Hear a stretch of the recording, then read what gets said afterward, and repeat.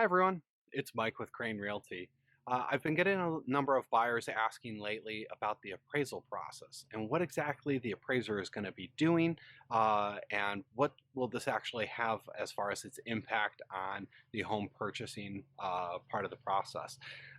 There's a lot of different intricacies that I could explain and talk about, but just to kind of give you the nuts and bolts of the overall situation, the appraiser is really checking two things. They're looking for the value of the property, and they're going to be checking on the condition of the home. So if you have a particular loan product that you're using, a USDA loan or a VA loan, those are 0% down loans. So the bank is assuming 100% of the risk.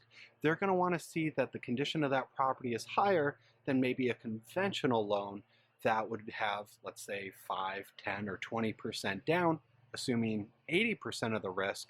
Maybe that garage that's part of the property that can have some chipping paint, the bank can look the other way on, simply because they're not as having as much risk with that property. So the appraiser is going to be checking on the condition of the property, and they're also going to be checking on the value of it, the appraised value for the property, if it's at or exceeding the agreed upon purchase price between the buyer and the seller.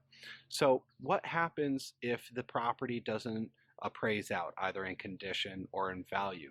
So if it doesn't appraise out in condition, simply you can have a meeting of the minds between the buyer and the seller, negotiating between the listing agent and the buyer's agent to determine the best course of action on how to address those issues, depending on what they are.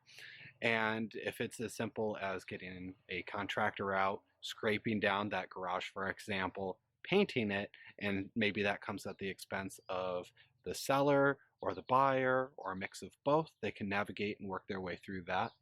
And if it's based off of numbers, let's hypothetically say that property's purchase price at 200K and the property appraised at 195.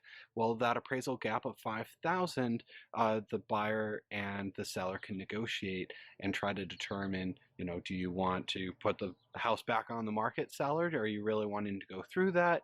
And the seller's likewise saying, hey, do you have in any way a means in which that we can kind of split and make up for this difference?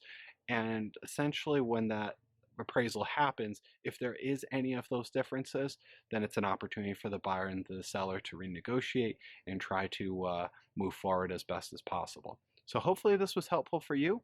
If you have any questions, I'm always feel free to answer them. You can reach me at 585-412-8062. I'm Mike with Crane Realty, and I hope you have a great rest of your day.